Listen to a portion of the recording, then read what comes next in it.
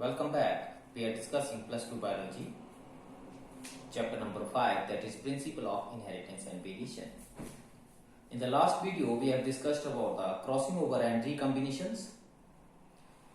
आज का जो हमारा वीडियो है वो है linkage and chromosome maps. Video में आगे बढ़ने से पहले प्यारे बच्चों, जिन्होंने मेरे चैनल को सब्सक्राइब नहीं किया है, प्लीज सब्सक्राइब माय चैनल ताकि आपको मेरे जो वीडियोस हैं वो रेगुलरली मिलते रहें और आपकी कंटिन्यूटी बनी रहे. Now coming to the topic, linkage and chromosome maps. Linkage और chromosome maps is a linear graphic representation of the sequence of genes present over chromosome and the relative distance between them. Linkage map या chromosomal map प्यारे बच्चों, जो jeans होते हैं उनका arrangement chromosome के ऊपर किस प्रकार से है और जो डिफरेंट जीन्स हैं उनके बीच में कितनी कितनी डिस्टेंस है, इसके बारे में हमें बताते हैं. It is like a linear road map where relative position and distance of different places are given without providing the exact mileage between the different stations. ये बिल्कुल वैसा ही है जैसे एक रोड का मैप होता है, उसमें अलग अलग स्टेशन बताए होते हैं कि पहले ये स्टेशन आएगा उसके बाद ये आएगा, लेकिन यहाँ पर एक कंडीशन है without providing the exact mileage between different station. Different station में एग्जैक्ट डिस्टेंस कितनी है वो नहीं बताई होती है. The first chromosome map of the fourth chromosome of Drosophila was prepared by Alfred Henry Stuart Ewart in the year 1913. Alfred Henry Stuart Ewart जो था ये T.H. Morgan के जो स्टूडेंट थे. Basis for chromosomal map, Stuart Ewart first realized that recombination frequency is connected to the relative distance between the genes, and the same could be used for building a map of linked genes. तो उन्होंने सबसे पहले ऐसा माना, ऐसा realise किया कि जो क्रॉसिंग ओवर की फ्रीक्वेंसी है और रिकम्बिनेशन है वो आपस में रिलेटेड है. Morgan and Sturtevant stated that the frequency of crossing over और recombination between two linked gene is directly proportional to the physical distance between them. जितनी ज्यादा डिस्टेंस होगी उतनी ज्यादा रिकम्बिनेशन होंगे या उतनी ज्यादा क्रॉसिंग ओवर की फ्रीक्वेंसी हो. The genes which are present further on a chromosome undergo crossing over more frequently, very obvious, and the frequency is measured by this following formula. Recombination frequency को हम इस प्रकार से कैलकुलेट कर सकते हैं, number of recombinants divided by total number of progeny. Now 1% recombination or 0.01 recombination frequency is considered to be equal to 1 map unit or centimorgan in the honor of T.H. Morgan, the father of experimental genetics. TH. Morgan के सम्मान में इसके unit है वो सेंटीमॉर्गन रखे गए हैं. Now recombination frequency is not a direct measure of how physically far apart genes are located on the chromosome. ये एग्जैक्ट मेजरमेंट नहीं है जैसे हमने पहले शुरू में बात की थी, ये एक एस्टिमेशन होता है. However, it provides an estimate or approximation of physical distance. Exact distance नहीं बता सकते हैं क्रोमोसोम मैप कि दो जो जीन्स है उनके बीच में एग्जैक्ट डिस्टेंस कितनी है, ये एक अप्रोक्सीमेशन होता है. So we can say that a pair of gene with a larger recombination frequency are likely farther apart, while a pair with a smaller recombination frequency are likely closer together. जितनी ज्यादा recombination frequency उतनी ज्यादा distance, जितनी कम recombination frequency उतनी कम distance. So maximum recombination frequency जो है बच्चों वो हो सकती है 50%. वो तभी हो सकती है जब जो जीन्स हैं दे show independent assortment. Morgan crossed pair dominant. अब देखते हैं हम रिकम्बिनेशन फ्रीक्वेंसी कैसे निकालते हैं इस एग्जांपल की सहायता से.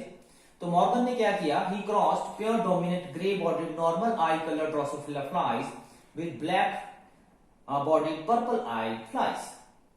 F1 fruit flies were gray bodied and normal eyed. They were test crossed with males having black body and purple eyes. और उसके बाद जो उनकी फाइंडिंग आई थी वो इस प्रकार की थी. उसमें flies with gray body and normal color was 250 and the flies with black body and purple eye color was 234. Flies having black body and normal eyes 15 and the flies with gray body and purple eyes were 16 in number.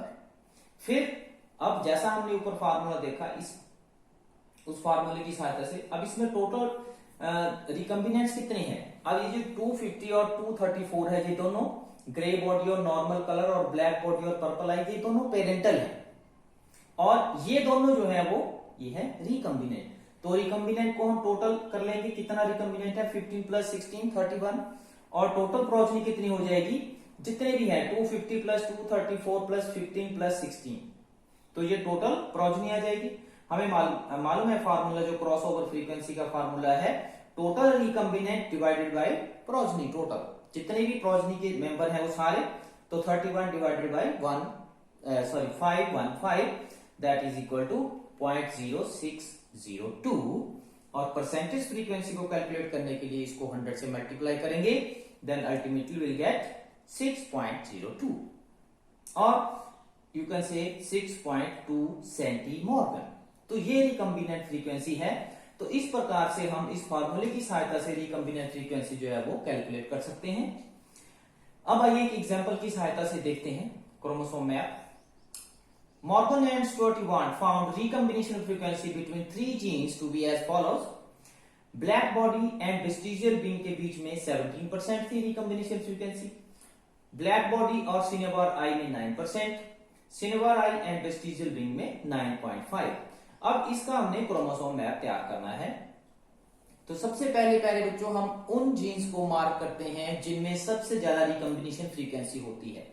तो हमें मालूम है according to the statement of the question, recombination frequency between black body and vestigial wing is 17%। तो ये हमने इसको draw कर लिया पहले। उसके बाद ब्लैक बॉडी और सिनेबार आई में है 9% मिडवे, और उसके बाद सिनेबार आई और वेस्टिजियल विंग में है 9.5%। तो इस प्रकार से हम क्रोमोसोम मैप इसका ड्रा कर सकते हैं। अब अगर इस क्रोमोसोम मैप को आप ध्यान से देखें तो इसमें जो रिकम्बिनेशन फ्रीक्वेंसी ऑब्जर्व है वो है 17%, पर अगर हम इसको कैलकुलेट करके देखें तो 9 plus 9.5 that will come equal to 18.5।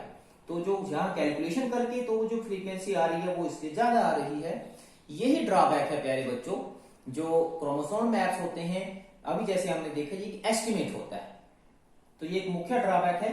अभी हम देखें कि ये जो डिफरेंसेस किसके कारण आते हैं, इनको हम ऐसे ही बोल सकते हैं। अगर क्वेश्चन आएगा what are the drawbacks of chromosomal map, तो आप यहां लिख सकते हैं। So directly measured black body and vestigial wing recombination frequency is smaller than the map distance calculated from black body cinnabar eye and black cinnabar eye and vestigial wing. This may be due to following reasons. इनको आप as drawback भी समझ सकते हैं chromosomal map के।